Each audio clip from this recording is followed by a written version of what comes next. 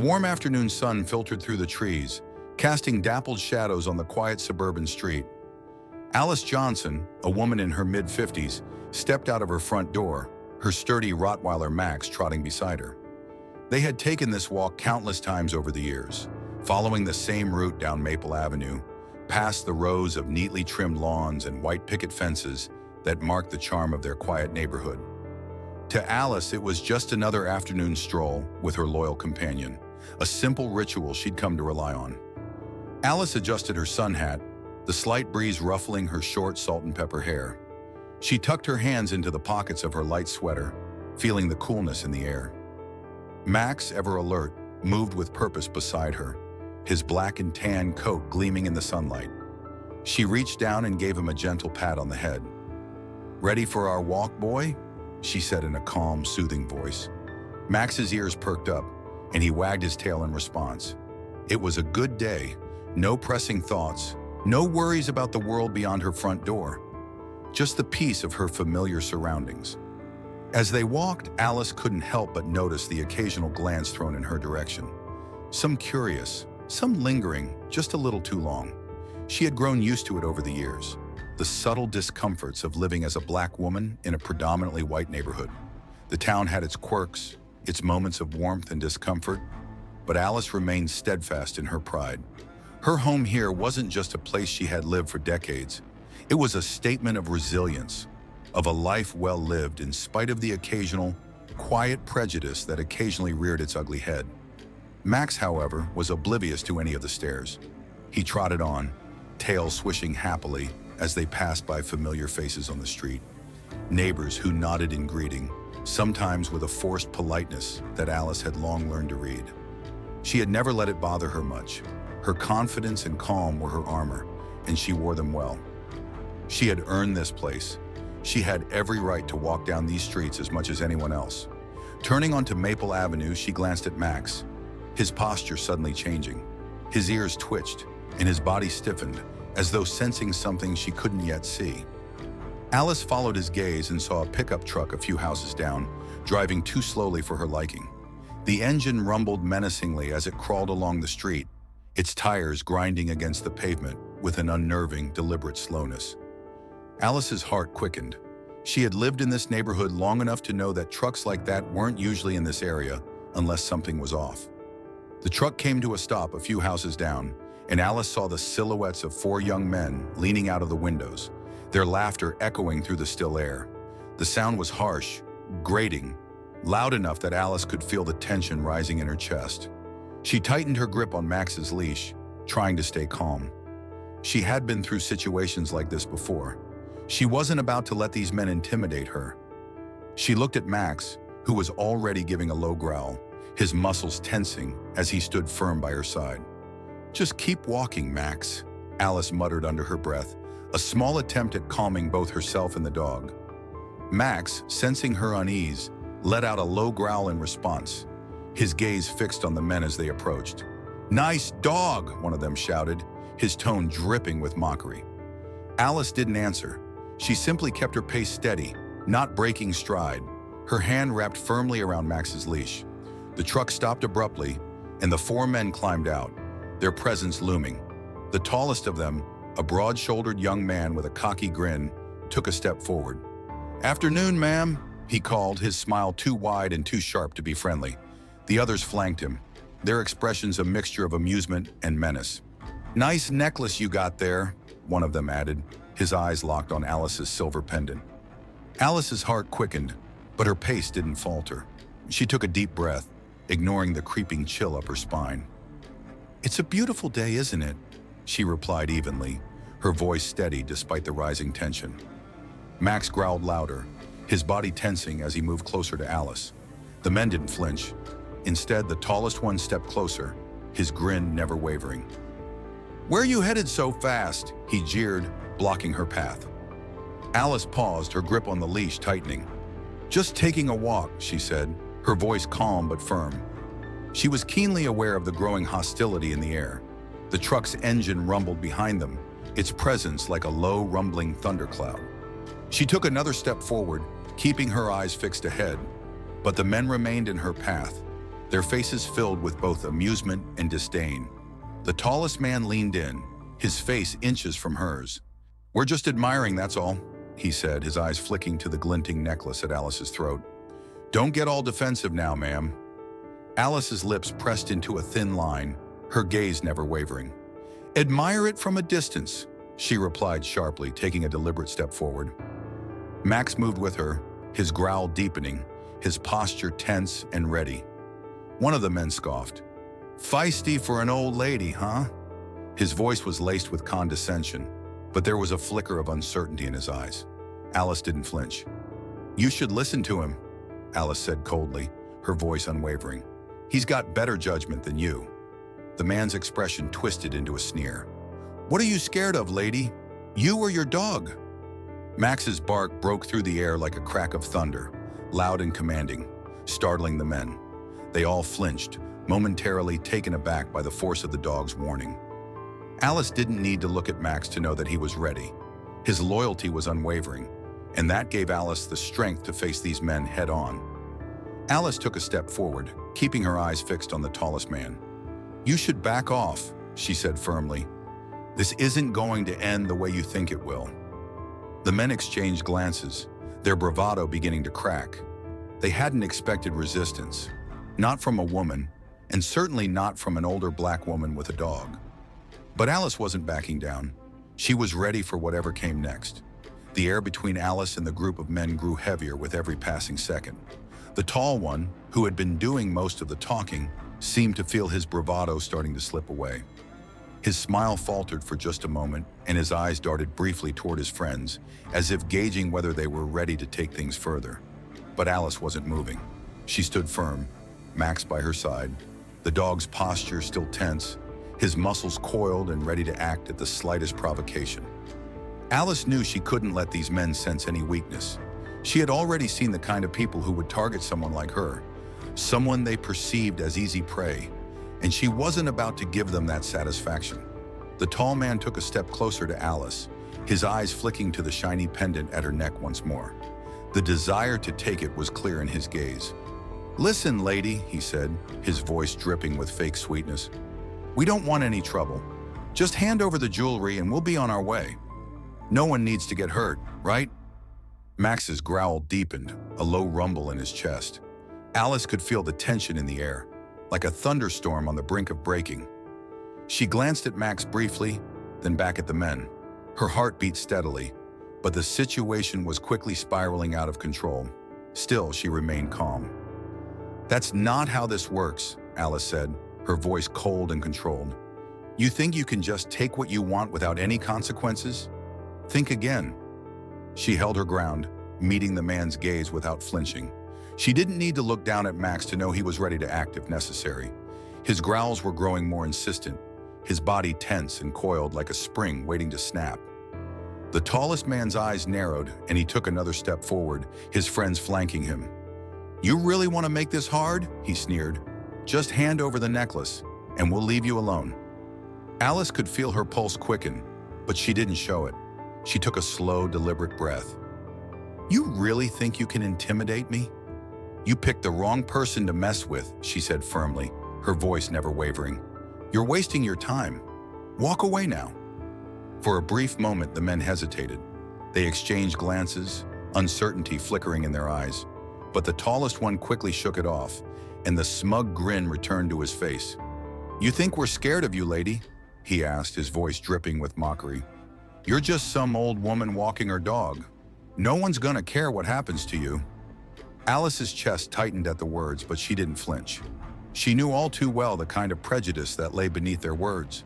But what they didn't realize was that she wasn't just any old woman, and Max wasn't just any dog. Together, they were more than capable of defending themselves. "Then you really are stupid," Alice said, her voice steady. "You don't know who you're dealing with." The red-faced man, who had been silent up until now, took a step forward, his expression twisting into a sneer. "We're not leaving without that necklace, lady," he growled. "You better hand it over before things get messy." The tension in the air felt suffocating, like the calm before a storm. Alice's grip on Max's leash tightened, and she could feel the dog's energy surge as if he, too, knew the breaking point was near. She could sense the men growing more frustrated, their bravado slipping as the confrontation dragged on. But Alice wasn't giving in. She wasn't about to back down. Not now, not ever.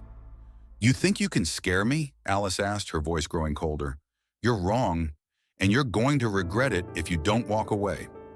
Max's growl was now unmistakable, a deep rumbling that echoed in the quiet street.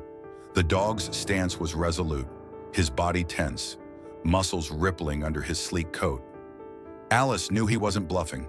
If the men tried to take a step further, Max would act, and it wouldn't be pretty. The men exchanged uncertain glances, but the tallest one wasn't ready to back down. He stepped forward again, a sneer on his lips. "You're just an old lady with a dog. You can't stop all of us." But Alice wasn't listening to him anymore. She was watching Max, her loyal companion, whose gaze never left the men, whose growls grew louder and more menacing. Her heart pounded in her chest, but her stance remained unshaken. She knew the moment was coming. The tallest man took another step forward, ignoring the warning in Max's growls. "You should have listened," Alice said coldly, her voice cutting through the thickening tension like a blade. "Now you'll regret it." Without warning, the red-faced man lunged forward, trying to grab for Alice's necklace. But Max was faster. The Rottweiler surged forward with a speed that surprised even Alice, his massive body colliding with the man's side, sending him crashing to the ground. The red-faced man screamed in pain, his arm instinctively shielding his neck as Max's teeth sank into the sleeve of his jacket. Max didn't let go, pulling the man backward with a force that sent him sprawling onto the pavement. The other three men froze, eyes wide in disbelief. "Get this damn dog off me!" the red-faced man yelled, struggling to break free. His voice was full of panic now, completely different from the cocky bravado he had shown just moments before. The other men hesitated, their previous bravado draining from their faces. One of them looked at Max, then back at his friends as if trying to decide whether to risk getting closer. "Call the dog off!" one of them shouted, fear creeping into his voice. But Alice didn't flinch. She wasn't moving, wasn't about to take her eyes off the men. "I warned you," she said calmly. "This is on you." Max's grip on the man tightened as the red-faced man flailed beneath him, desperately trying to kick Max away. The dog's growls were low and menacing, a constant reminder of the strength and loyalty that Alice had always relied on. The other three men stepped back, clearly torn between helping their friend and running. "Maybe we should just leave," one of them muttered, his voice shaky. "This isn't worth it." The tall man, however, wasn't ready to give up. He sneered at Alice and shouted, "We're not done here. We're taking what we came for." Alice didn't respond. She kept her gaze steady on the group, her hand still firmly gripping Max's leash. Her heart raced, but she didn't let her fear show. She knew she had only one more chance to end this. With the sirens in the distance growing louder, the group of men realized that their window for action was closing. The tall man, realizing the situation was spiraling out of control, motioned to his companions, clearly weighing his options. The sirens were getting closer. The police were on their way. The street was now thick with tension, the weight of the looming sirens pressing down on the group of men as they stood frozen, uncertainty creeping into their every move. Max's growls filled the silence, the deep, resonating sound cutting through the air like a warning, his teeth bared in a stance that left no room for doubt. He wasn't going to let them hurt Alice. Alice's eyes never wavered from the men. Her heart was pounding in her chest, but her resolve was as strong as ever. She was keenly aware that the police were on their way, the distant wail of sirens growing louder by the second. She could only hope they arrived in time, but she knew better than to rely solely on someone else for her safety. This was her fight, and she would see it through to the end. "Just get the dog off me," the red-faced man screamed, his voice filled with pain and fear. He was still struggling beneath Max, but the dog wasn't budging. Max's grip remained tight, unwavering. The man kicked and punched at the dog, but it was no use. Max's sheer size and strength were more than a match for him. The other men looked at each other, their bravado beginning to crack. They had underestimated Alice, underestimated her dog, and now they were paying the price. They hadn't counted on her standing her ground. They hadn't counted on Max, the loyal protector, who wasn't going to let them harm his owner. "We gotta go. This isn't worth it," one of the men said, his voice trembling. His gaze darted nervously between Alice and Max. He stepped back, his hands raised in a gesture of surrender, as if he hoped that by retreating, he could avoid further conflict. But the tallest man, the one who had started this whole ordeal, wasn't so quick to back down. He took another step forward, his face twisted with defiance, but his eyes betrayed the fear that was creeping in. "You think you're getting away with this?" he snarled, trying to assert his dominance. "You're just some old woman and you're mutt. We can take you both if we have to." Alice's lips curled into a cold, calculated smile. She knew exactly what he was trying to do. He was trying to bluff, trying to make her feel like she had no choice but to give in. But Alice wasn't like the others he had probably threatened before. She had lived too long in a world that underestimated her, and she wasn't about to let that happen again. "You picked the wrong woman to mess with," Alice said, her voice steady and unwavering. "You're not walking away from this." Max, as if on cue, took a step forward, his eyes fixed on the tallest man with an unrelenting, piercing gaze. The man stopped in his tracks, the fear in his eyes now unmistakable. His bravado was gone, replaced with the growing realization that he wasn't in control anymore. The dog wasn't going to let him get away with this. Alice wasn't going to let him get away with this. "Do you see now?" Alice said, her voice calm but deadly serious. "You have no power here. Not over me, and certainly not over Max." The tension was unbearable. The men hesitated, looking at one another, as if waiting for one of them to make the first move. But no one dared. The power had shifted. It was now on Alice's side, and they knew it. And then, just as the standoff seemed to reach its breaking point, the unmistakable sound of police sirens grew louder, now right around the corner. The men, seeing their chance to escape slipping away, began to panic. "We need to get out of here," the red-faced man shouted, scrambling to his feet. He glanced at his companions, his face flushed with fear and frustration. "I'm not getting caught over this. Let's go." Without another word, the group of men turned and bolted toward their truck, their earlier bravado evaporating into the air like smoke. The tallest man, the one who had been so sure of himself, hesitated for a moment, glancing back at Alice and Max one last time. But the fear in his eyes was clear now, and he knew the game was over. With one final reluctant glance at his fallen friend, he scrambled into the driver's seat of the truck. "Wait!" one of the men called out, but it was too late. The truck's engine roared to life, and in a screech of tires, it sped off down the street, leaving Alice and Max standing alone in the silence that followed. Alice watched them go, her heart still pounding, but she couldn't help but feel a sense of triumph. She had stood her ground. She had faced down a group of men who thought they could take whatever they wanted from her, simply because they thought she was weak. But Alice wasn't weak. She was far stronger than they had ever imagined. As the last echo of the truck's engine faded into the distance, Alice felt Max nudge her leg gently, his eyes still alert, his body tense but slowly relaxing. She knelt down to him, her heart swelling with pride. "We did it, boy," she whispered, her voice full of gratitude. "We did it." Max wagged his tail, his eyes softening as if he understood exactly what had just happened. His protective instincts had kept Alice safe, and in return she had stood beside him, never once wavering. Together they were unstoppable. Alice stood up, taking a deep breath and scanning the street. It was quiet now, the only sound the distant wail of sirens approaching. She knew the police would be here soon, but she didn't need them to tell her that she had done the right thing. She had already proven that, in her own way. The adrenaline that had coursed through her veins was slowly starting to subside, but the victory, the sense of justice, still lingered. This wasn't just a win for Alice. It was a win for everyone who had ever been underestimated, for everyone who had ever been made to feel small.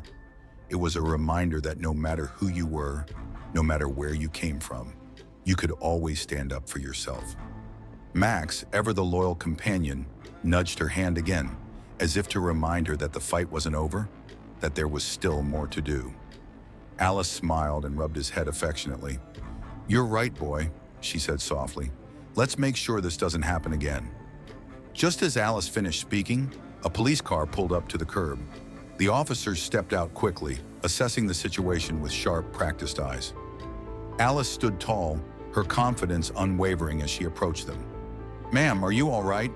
one of the officers asked, his tone steady and professional. "I'm fine," Alice replied.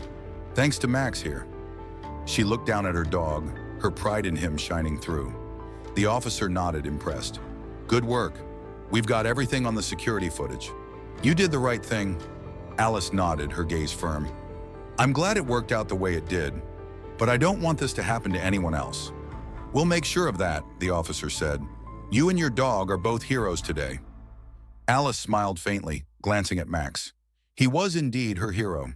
The sound of the police car's engine idling on the street faded into the background as Alice and Max stood side by side, the tension from the confrontation still lingering in the air. The officers took control of the scene quickly, their professional demeanor a stark contrast to the chaos that had unfolded just moments ago.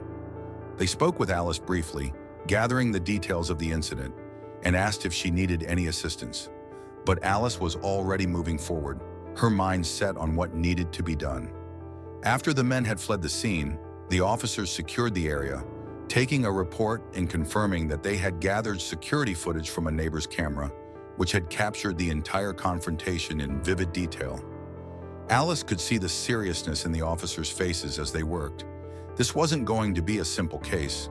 These men hadn't just threatened her, they had crossed a line, and now they would answer for it. "I'll be all right," Alice told the officer, her voice steady. "I just want to make sure this doesn't happen again." The officer nodded. "We'll be doing everything we can, ma'am. We'll have more details as soon as we can track them down. In the meantime, if you need anything, don't hesitate to call us." Alice watched as the officers turned to deal with the aftermath. The sense of calm that followed the chaos settled over her like a blanket. Max, sensing the shift, relaxed slightly, his tail wagging gently. But even in the quiet, Alice's mind raced. She knew this was far from over. There was still a long road ahead, one that would require strength, persistence, and the willingness to stand her ground. The next few days felt like a blur. The incident had shaken Alice more than she let on, but she didn't show it. She continued with her life as usual, taking Max on his walks, handling her daily chores, and even speaking briefly with neighbors who offered their support, though some seemed uncertain of what to say. The local news had picked up the story, and Alice found herself caught in a whirlwind of attention. Some of the reactions were supportive, with people applauding her courage, but others were more critical. One morning, as Alice stood in line at the grocery store, she overheard a conversation between two women in the aisle next to her. "It's just so tragic, isn't it?" one of them said. "These young men have so much potential, but they go and do something like this. I just can't understand it." Alice couldn't help herself. She turned slightly, her voice cold but controlled. "What's tragic is that they thought it was okay to threaten me just because I'm older, just because I'm black. That's not just a mistake, that's a choice." The two women fell silent. One of them shifted awkwardly on her feet, but the other woman nodded, her face flushed with embarrassment. "You're right, of course," she said quietly. "I'm sorry." Alice gave a small nod, her gaze firm as she walked past them, her thoughts swirling. The attitude that some of her neighbors still held, a kind of minimization of what had happened, was something Alice had dealt with her entire life. It was a battle she fought every day, but she wasn't going to let it stop her now. She had already faced down these men, and she wasn't going to let the community's misplaced sympathy or shallow words deter her. As the days passed, Alice's phone rang several times, each call a reminder that the story wasn't over. The police had arrested two of the men who had tried to rob her, and they were in custody. The remaining two were still at large, but the investigation was moving quickly. Officer Carter had been in touch, updating Alice on the progress of the case. The police had gathered enough evidence to build a solid case against the four men, and now it was time for Alice to make her statement. One afternoon, Alice found herself sitting across from Jessica Nguyen, the young prosecutor who had been assigned to the case. Jessica was focused and professional, but there was a warmth in her eyes that Alice appreciated. The prosecutor laid out the timeline of the events, explaining how the men had targeted Alice and how the evidence was stacking up against them. "We've already spoken to the witnesses and the neighbors, and the security footage has been invaluable," Jessica explained, tapping her pen against the file in front of her. The footage clearly shows the men approaching you, threatening you, and then we have Max stepping in to protect you. The case is strong, but we want to make sure we get it right. Alice nodded, her fingers resting lightly on the table. I want them to be held accountable. Not just for me, but for everyone they've ever tried to intimidate. No one should have to go through what I did. Jessica smiled faintly, her eyes steady. I'll make sure of that, Mrs. Johnson. We're going for the maximum penalties. These men need to understand the consequences of their actions. Alice felt a flicker of relief in her chest, but she knew it wasn't over. The trial was still ahead, and things could get complicated. She had heard rumors that the defense would try to minimize the situation, claim the men were just misguided, or that it wasn't as serious as it seemed. She wasn't going to let that happen. Not now. Not after everything she had been through. Over the next few days, Alice prepared for the trial. She relived the confrontation over and over in her mind, each detail sharp and vivid. She knew she had to testify, to make sure that the truth was told, no matter how uncomfortable it might be for the defense to hear. Then a few days before the trial was set to begin, Alice was walking Max when something unexpected happened. She rounded the corner near the park, and there, standing under the trees, was one of the men, the driver, the man Alice had seen running from the scene. Her heart skipped a beat. She hadn't expected him to be so close, especially not so soon after everything that had happened. Max's muscles tensed beside her, sensing the man's presence. Alice froze, her eyes locking onto the man. He was trying to hide, but his eyes darted nervously when he saw her. He knew she had recognized him. Alice's gaze was unwavering as she walked toward him, Max's leash in her hand. "You thought you could get away, didn't you?" she said, her voice calm but laced with authority. The man hesitated, then took off running. Alice, without thinking, called out to him, "Max, go!" Max sprang into action, darting forward with lightning speed. The man barely had time to react before Max was on him, knocking him to the ground with a powerful force.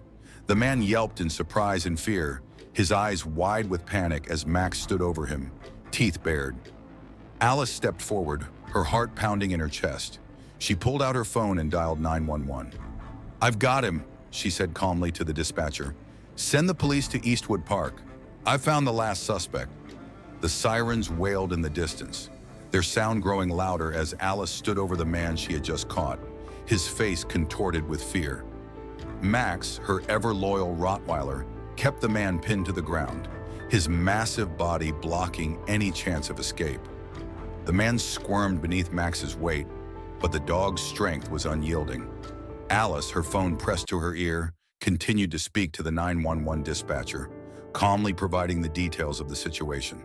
"I've got him. He's the last one," Alice said, her voice steady, though a wave of adrenaline still coursed through her veins.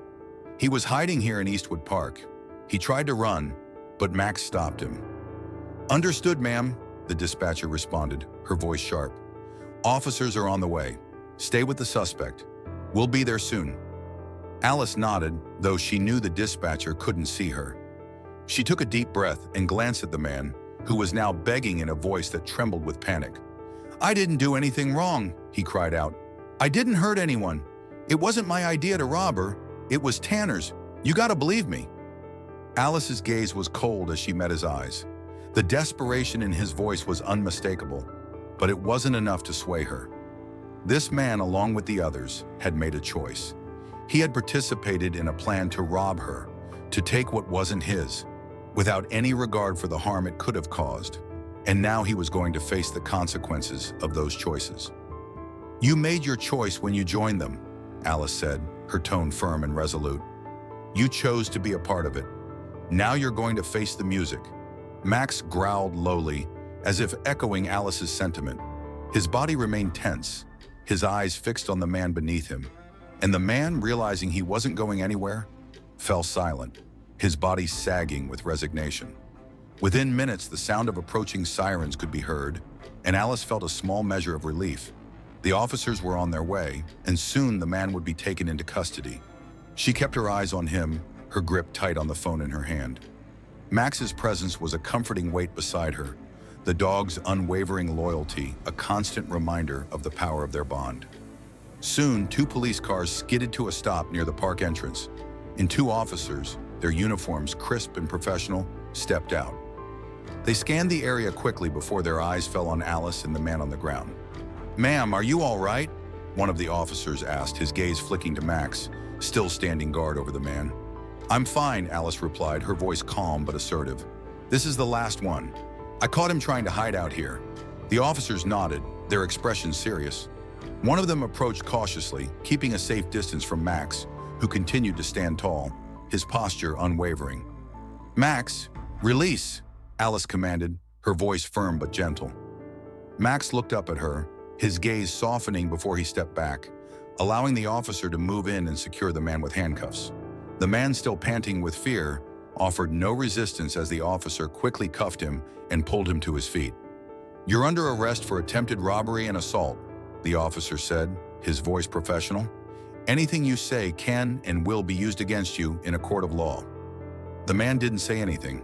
His face was pale, and his eyes flickered from the officer to Alice, a mixture of regret and fear crossing his features. Alice didn't flinch. She knew exactly what he was thinking. He thought he could get away with it, thought he could escape the consequences of his actions. But not this time. Not on her watch. As the officer led the man toward the patrol car, Alice felt a weight lift off her shoulders. This was one step closer to justice. One more piece of the puzzle in place. The remaining 3 men were already in custody, and with this final arrest, the case was nearly complete. It wasn't over yet, but she could finally see the light at the end of the tunnel. Alice watched as the officer placed the man in the back of the patrol car, his face still red with anger and embarrassment. The car doors slammed shut, and the vehicle pulled away from the park, the sirens fading into the distance. Alice let out a deep breath, the tension in her body slowly easing as she turned to Max, who was still standing by her side. "Well, boy," she said with a soft smile, bending down to scratch his ears. "That's the last of them." Max wagged his tail, his eyes bright with affection. Alice couldn't help but smile at the bond they shared, the bond that had kept her safe through all of this. Max had been her protector, her companion, her ally in a fight she never should have had to face, but together they had won. They had stood firm in the face of danger, and now they were one step closer to seeing the justice they both deserved. Later that evening, Alice found herself sitting at her kitchen table, her mind still buzzing with the events of the day.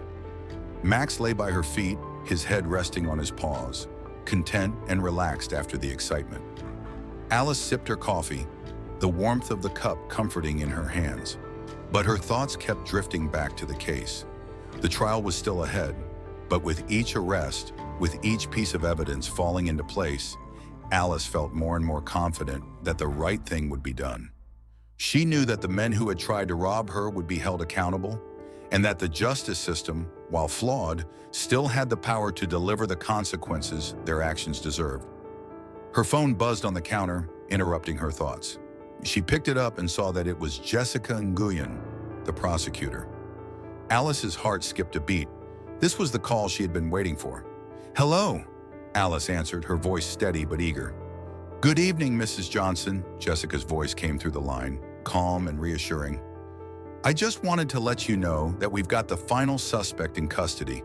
The charges are all set, and we'll be moving forward with the trial as planned. We've also received word that the DA is confident in the case, so we'll be pushing for the maximum penalties." Alice felt a sense of relief wash over her. "That's good to hear," she said, her voice softening. "What happens next?" "We'll be preparing for the arraignment. You'll be notified about the date, and we'll be making sure everything is in order for your testimony," Jessica explained. "We've got a strong case, Mrs. Johnson. Your statement, the security footage, and the evidence all paint a clear picture. These men are going to be held accountable." Alice felt a wave of determination surge through her. She wasn't done yet. She had stood up for herself, but this was only one part of the journey. The trial would be where the final chapter of this story was written, where the consequences of the men's actions would be sealed. "Thank you, Jessica," Alice said, her voice firm. "I'm ready." The day of the trial arrived, and Alice felt the weight of it pressing down on her with every step. The courthouse loomed in front of her, a building of marble and stone, filled with the kind of power and authority she was about to face. She was prepared, though. She had faced much worse over the years: judgment, prejudice, and the ever-present sense of being underestimated. This trial, this fight for justice, was just another challenge to overcome, and she wouldn't back down. Alice stood at the entrance, the familiar warmth of Max beside her, his large frame solid and comforting.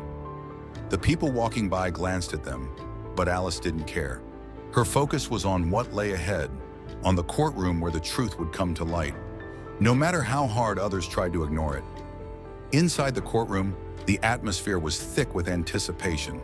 The air was heavy, as if everyone in the room knew the significance of this case. Alice took her seat in the front row, her hands folded neatly in her lap, her posture straight. She didn't look at the defense table, but she could feel their eyes on her. Brian Tanner, the leader of the group, sat there with his usual smirk, except it was a little more forced today. His cockiness was replaced by something Alice recognized: fear. Beside him were his friends, James Foley and Kyle Mercer, their faces pale and uncertain. Only Mick Lewis, the driver, looked as though he had already resigned to his fate. The trial began, and the prosecutor, Jessica Nguyen, stood up to address the jury. She was calm and composed, but her voice had a quiet power. She began by detailing the events of that day: the slow-moving truck, the taunts, and the threats. She described how Alice had stood firm against them, how Max had rushed to her defense, and how the entire encounter had been caught on the neighbor's security camera. Jessica's words painted a vivid picture of the events. Alice listened closely, taking in every word. Her chest swelled with pride as Jessica emphasized how Alice had remained unshaken, her determination clear. But Alice's pride wasn't just for herself. It was for Max, for the loyal dog who had stayed by her side, ready to protect her at all costs. Then it was Alice's turn to take the stand. She stood slowly, making her way to the witness box with a steady, purposeful stride. Her hands didn't shake, her voice didn't quiver. This was her truth, and she wasn't about to let anyone twist it. Jessica asked Alice to recount the events of the afternoon, and Alice spoke with clarity, her words flowing with precision. She described how the truck had pulled up behind her, how the men had taunted her, how their mockery turned into threats. She didn't embellish anything. The truth was enough. She talked about Max, his growls growing louder as the situation escalated, and how he had charged forward to protect her when one of the men had tried to grab her necklace. Alice didn't look at the defense table as she spoke. She didn't need to. She was focused on the jury, her eyes meeting each of theirs as she recounted what had happened. She felt the weight of their gaze, the gravity of the situation, but she didn't flinch. The defense attorneys, however, weren't about to let her testimony stand unchallenged. They rose one by one, attempting to chip away at her words, to cast doubt on her version of events. The first attorney, a man in his mid-40s, approached Alice with a smirk on his face. "Mrs. Johnson," he began, his voice smooth and condescending, "you claim that these young men were threatening you, but perhaps they were just admiring your jewelry, as they said. Don't you think you might have overreacted?" Alice didn't flinch. "They weren't admiring my jewelry. They were trying to take it from me. And when I refused, they threatened me. They didn't care if I was a woman, or if I was old, or if I was black. They thought they could take whatever they wanted from me. And when I didn't let them, they made it clear that they were willing to do whatever it took to get what they wanted."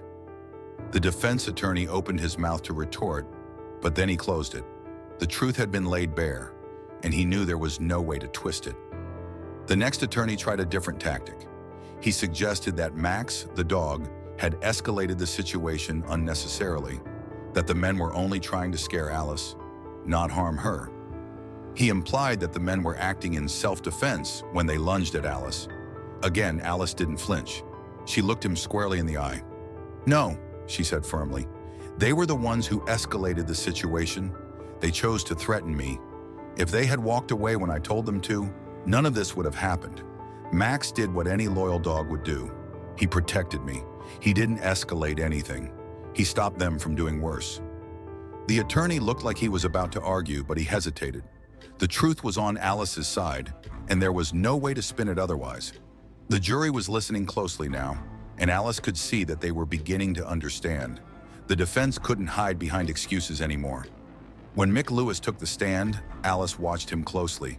His shoulders were hunched and his eyes avoided meeting hers. He spoke softly, his voice shaky, as he recounted how he had driven the truck that day, how Tanner had convinced him that the robbery would be easy, that no one would care about an old woman walking alone in the neighborhood. He said he hadn't meant for anyone to get hurt, that he had just been following orders. Alice's gaze remained steady as he spoke, but inside she was resolute. He was part of it. He had made the decision to participate, to help carry out the crime, no matter how he tried to excuse it now. She wasn't going to let him get away with it. "You didn't think anyone would care?" Alice said aloud when it was her turn to address Mick. "You didn't think my life mattered? You thought you could take from me because you thought I was weak. But you're wrong. I'm not weak. And I'm not the only one who's been hurt by people like you. You made a choice, just like the rest of them. And now you have to face it." Mick shifted uncomfortably in his seat, but he said nothing in response. The truth had hit him harder than any of the defense's questions. The rest of the trial proceeded with the presentation of evidence, the testimonies of the officers, and the undeniable proof of what had happened that day. The jury listened intently, and Alice could feel the tide turning in her favor. The defense attorneys tried their best to spin the story, but their attempts were weak. The evidence was clear, and the truth was undeniable. When it was time for the closing arguments, Jessica stood tall before the jury. "This case is about more than just robbery. It's about respect. It's about the idea that no one should ever feel like they can be targeted just because of who they are. No one should ever feel like their life doesn't matter. Alice Johnson is not an easy target. She is a woman of strength, and she deserves justice." Alice sat back in her seat, her eyes fixed on the jury. She knew she had done everything she could. Now it was in their hands. The courtroom was alive with anticipation as the jury deliberated. The members exchanged quiet words, their faces a mixture of concentration and solemnity. Alice sat in the front row, her heart heavy with uncertainty, though she tried to remain composed. Max lay at her feet, his head resting on her lap, offering silent comfort in the midst of the tension. The trial had taken its toll on her, both physically and emotionally, but she couldn't stop now. She had fought too hard.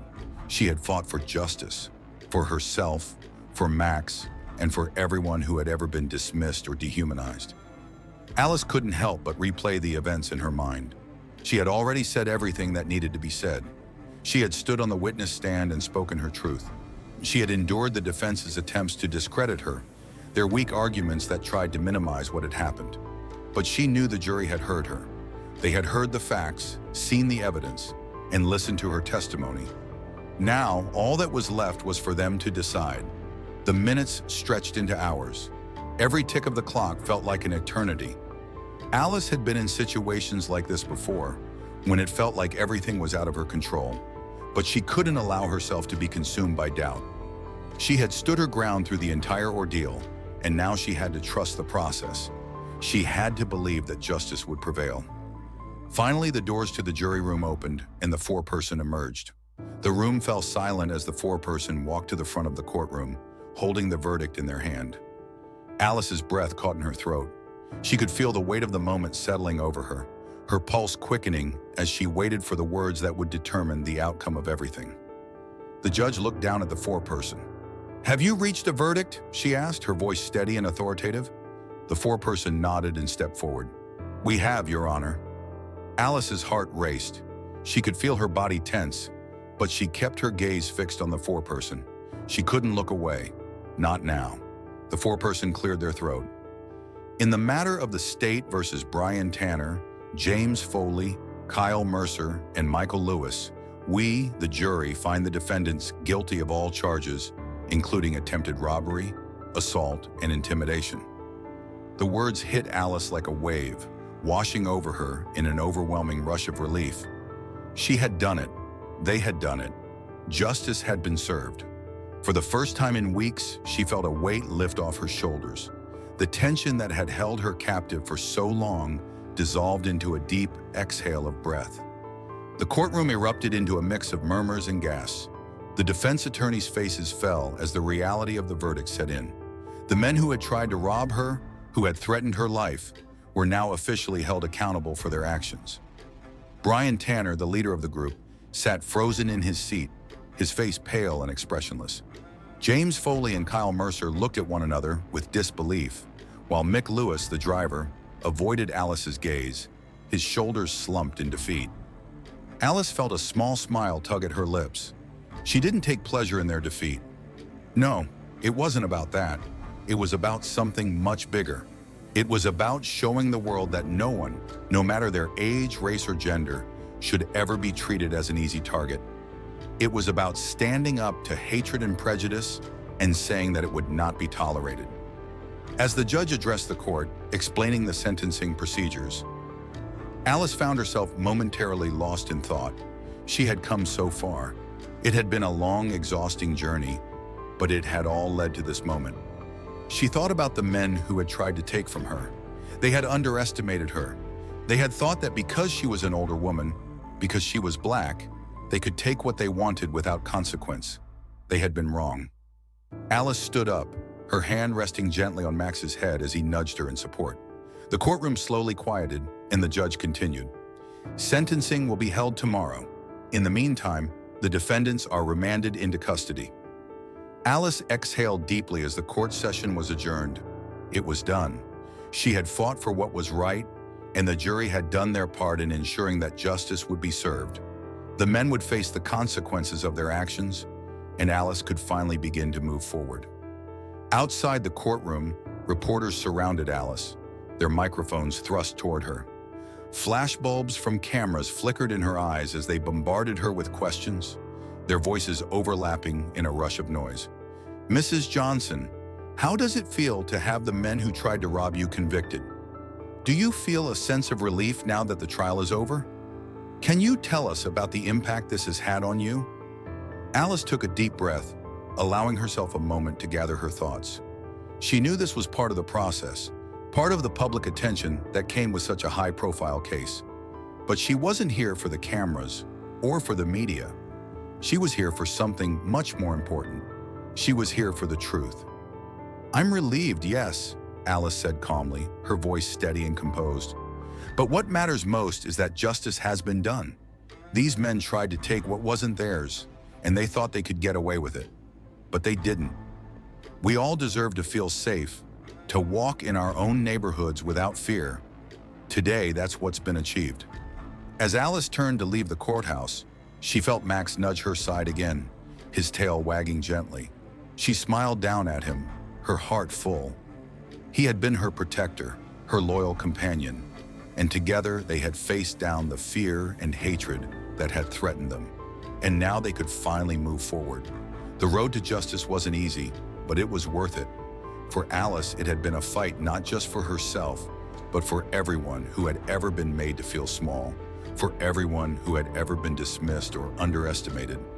She had stood her ground, and in doing so, she had made a difference. The fight wasn't over, but today, Alice knew she had won a hard-earned victory. And as she walked out of the courthouse with Max by her side, the world seemed just a little bit brighter. The days following the verdict felt like a blur to Alice.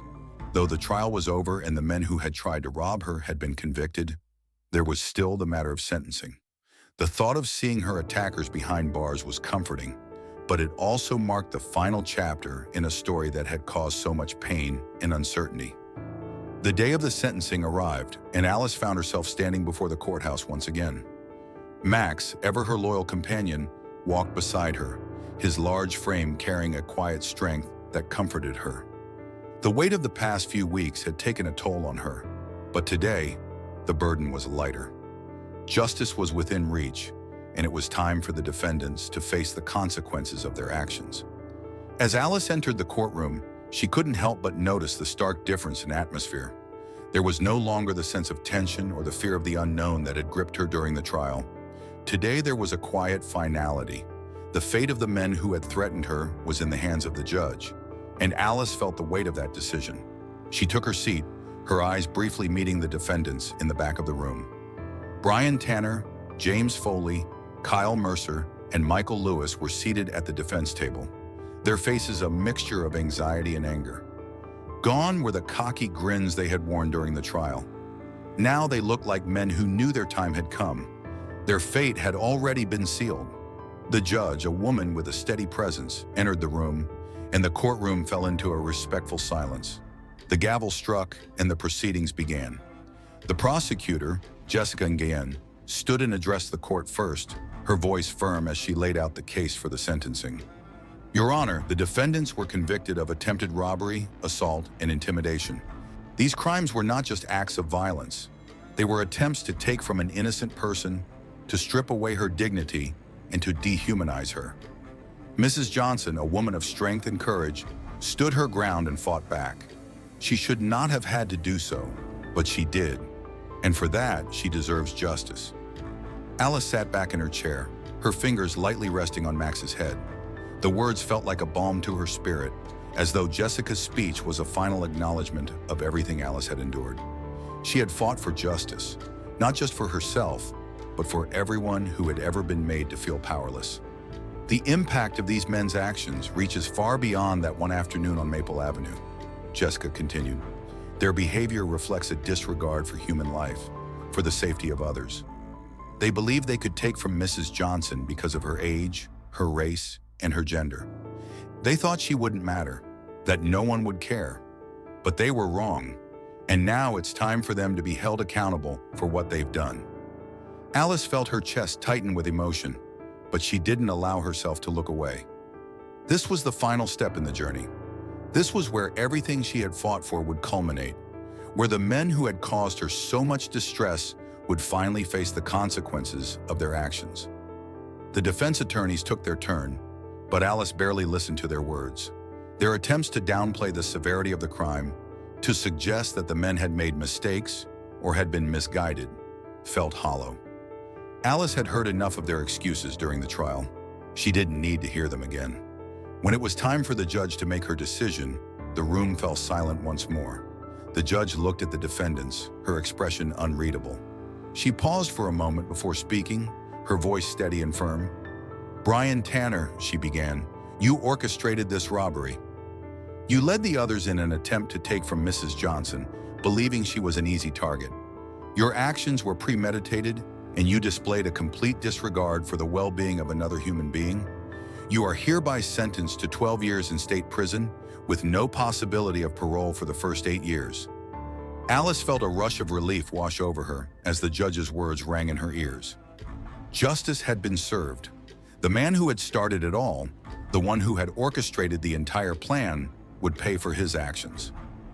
James Foley and Kyle Mercer, the judge continued, you willingly participated in the robbery, and your actions escalated the danger to Mrs. Johnson.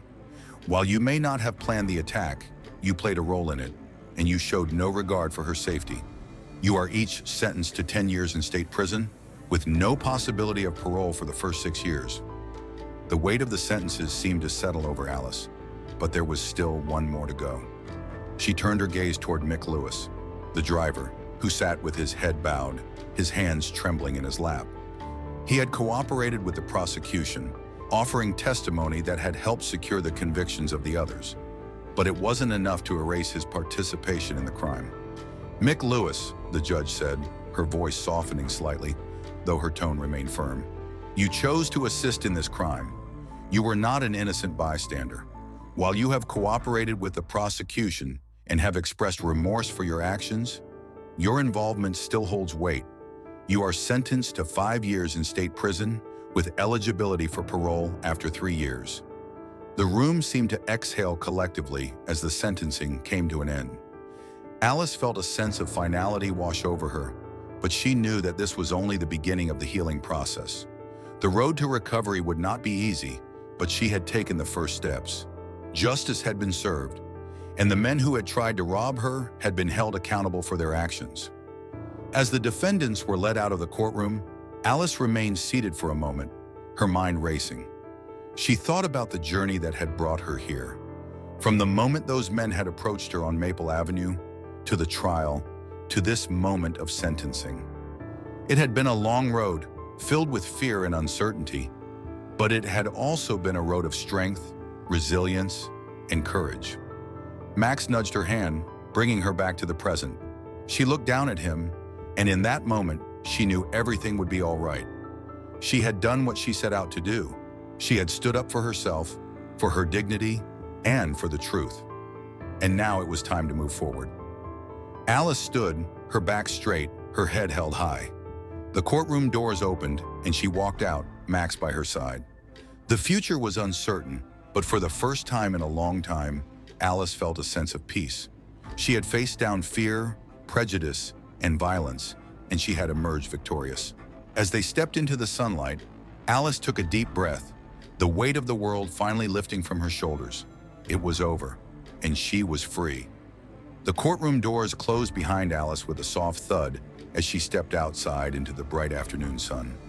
The weight of the trial, the sentencing, and everything that had transpired over the last few weeks began to sink in. She could feel the warmth of the sunlight on her face, the breeze that brushed against her skin. It was a strange feeling, one of relief, but also of something deeper, something that came from knowing she had fought hard for her truth, and justice had finally been served. Max walked beside her, his large frame steady as always, his head held high. She glanced down at him, a smile tugging at her lips. "We made it, boy," she murmured, her voice full of quiet pride. Max wagged his tail in response, clearly content with the progress they'd made. As they walked down the courthouse steps, Alice couldn't help but feel the stares of some of the bystanders who had gathered to watch the sentencing. The news cameras were still present, their lenses trained on her as if she were some kind of spectacle. But Alice didn't care. The reporters' questions bounced off her like water off a duck's back. She had nothing left to prove to anyone. She had already won. One reporter approached her, microphone in hand, ready to catch her reaction. "Mrs. Johnson," she said, "can you describe what you're feeling now that the trial is over and the men responsible have been sentenced?" Alice paused for a moment, considering her response. She took a deep breath, her eyes meeting the reporters with quiet confidence. "I feel a sense of justice," Alice said, her voice steady. "But more than that, I feel proud. Proud of myself for standing up for what's right, proud of Max for being my protector, and proud of the jury for making the right decision. Today isn't just about me. It's about showing that we can all fight for what's ours, for our dignity. No one should ever feel like they're an easy target, like their life doesn't matter. I hope this case shows that it does." The reporter nodded, seemingly taken aback by Alice's poise. She had expected something different, maybe a bit more emotion or gratitude. But Alice wasn't here for theatrics. She was here to make a point, to ensure that others knew that standing up to injustice was always worth it, no matter how daunting. After the brief interaction with the reporter, Alice continued walking, Max by her side, heading toward her car. The sun was beginning to dip lower in the sky, casting long shadows on the sidewalk. But Alice didn't feel the weight of the day as she had before. There was a sense of peace now, a quiet knowing that the battle she had fought had been a hard one, but it had been the right one. As they drove home, the familiar streets of her neighborhood felt different. The place she had called home for so many years had always been a mixture of comfort and discomfort, but now it felt like it had changed. Alice knew that her victory, her strength, would resonate beyond just her own life. It would affect everyone who heard her story, everyone who might find themselves in a similar position. When Alice arrived at her house, she stepped out of the car and was greeted by the familiar sights of her front yard. Her rose bushes, the small garden she had tended to for years. It was home, and she felt the tension in her shoulders release as she entered the house. Max followed her inside as he always did, his paws clicking softly against the hardwood floors. As she set her keys on the table and kicked off her shoes, Alice took a deep breath. She could feel the relief beginning to wash over her now that the trial and sentencing were over. But even with that relief, there was something else that lingered, something that told her this chapter was only the beginning. Max padded over to his bed and lay down, his eyes closing as he relaxed. Alice smiled at him, walking over to scratch behind his ears. "You did good, boy," she whispered, her fingers running through his thick fur. "We both did." She made herself a cup of tea and settled down in her favorite armchair, gazing out the window as the night settled over the neighborhood. The stars had begun to appear, twinkling in the clear sky, and for the first time in a long time, Alice allowed herself to truly rest. The fight had taken so much out of her, physically, emotionally, mentally. But now that it was over, she could finally take a moment to reflect, to breathe, and to enjoy the peace that had eluded her for so long. The phone buzzed on the table, breaking her quiet reverie. It was a message from Jessica Nguyen, the prosecutor who had been with her every step of the way through this journey.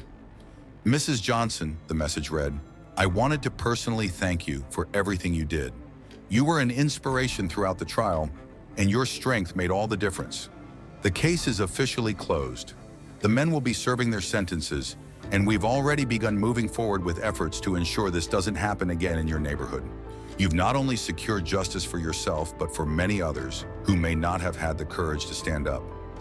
Alice smiled as she read the message, her heart swelling with a quiet pride. She had done something significant, something that mattered. She had made a difference. As the night went on, Alice felt a sense of closure that had been absent for so long. She had faced down hatred, prejudice, and violence, and she had come out stronger. She hadn't just fought for her own safety, she had fought for the truth, for the idea that everyone deserved to be treated with dignity and respect. And that fight had won her not just justice, but a new sense of peace. The next morning, as the sun rose and a new day began, Alice stood at her kitchen window, looking out over the quiet neighborhood. The streets were peaceful, and Max lay at her feet, his steady breathing filling the quiet. For the first time in a long time, Alice felt truly at home. The world felt different now, brighter and more hopeful. She had faced the storm, and now it was calm. She had won, and for the first time in years, Alice knew she was free. Days passed, and the weight of the trial began to settle. Alice found herself adjusting to a new rhythm in life, a life no longer shadowed by the looming fear of the trial or the men who had tried to take what was hers. She had won, and with that victory, something inside her had shifted. There was no more fear, no more worry. The past was behind her, and the future stretched out in front of her, filled with possibilities. Alice stood at her front door one morning, her hand resting on the cool wood as she gazed out at the neighborhood. The streets were quiet again, just like they had been before that fateful day when the men had approached her on Maple Avenue. She felt a deep sense of gratitude wash over her. This was her home, her sanctuary, and she had earned it. Max padded over to her side, his warm body brushing against her leg. Alice bent down, her fingers running through his fur as she smiled at the dog who had stood by her side through it all. "We did good, didn't we, boy?" she murmured, her voice soft. Max looked up at her, his eyes full of loyalty and understanding. He had been her protector, her partner in this fight, and now they could finally enjoy the peace they had earned.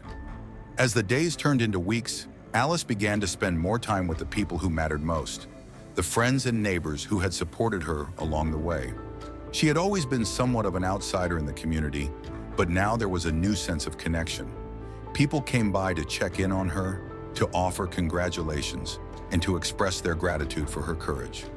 One evening, Alice was sitting on her porch when a neighbor, Mrs. Jenkins, approached with a basket of freshly baked cookies in hand. She was one of the few who had never given Alice a second glance, always treating her with the respect she deserved. "I just wanted to say how proud I am of you, Alice," Mrs. Jenkins said, her voice warm. "What you did, it wasn't easy, but you did it, and you showed us all what real strength looks like." Alice smiled, her heart swelling with a quiet pride. "Thank you," she said simply. "It wasn't just me, it was Max too." Mrs. Jenkins laughed softly, glancing down at the dog who was now lying at Alice's feet. "Oh, I know. That dog's a hero in his own right." They sat for a while, talking about life and the changes that had come with the trial. Mrs. Jenkins shared her thoughts on how the community was beginning to come together, realizing the importance of standing up for one another. Alice listened quietly, grateful for the newfound support around her. Later that week, Alice received a letter from the prosecutor, Jessica Nguyen. The message was simple but meaningful. "Dear Mrs. Johnson, I wanted to personally thank you once again for your bravery and the role you played in making sure justice was served. The work you've done has had a lasting impact on the community, and your strength is an inspiration. We are all better for it." Alice read the letter with a quiet smile. The fight had been hard, but it had been worth it. The justice system had done its job, and now it was time for her to do hers, moving forward with a new sense of purpose, a new sense of peace. As the weeks went by, Alice found herself in a new place. Her life wasn't perfect, and she knew that the scars of what had happened would always be with her, but they no longer defined her. She had faced fear and come out stronger on the other side. She had stood up not just for herself, but for everyone who had been dismissed, underestimated, or ignored. And that was something worth holding on to. Max, ever faithful, continued to walk beside her through each new day. Together, they had faced the darkness and found their way to the light. The world was different now, more open, more filled with hope, and Alice was ready to embrace whatever came next. With Max by her side and a newfound strength in her heart, Alice took the first steps into a future where justice had been served and where she could live the life she had always deserved. The past was behind her, but the future was all hers to shape. And as she walked down Maple Avenue, the sound of Max's paws echoing on the pavement, Alice knew one thing for certain: she was free.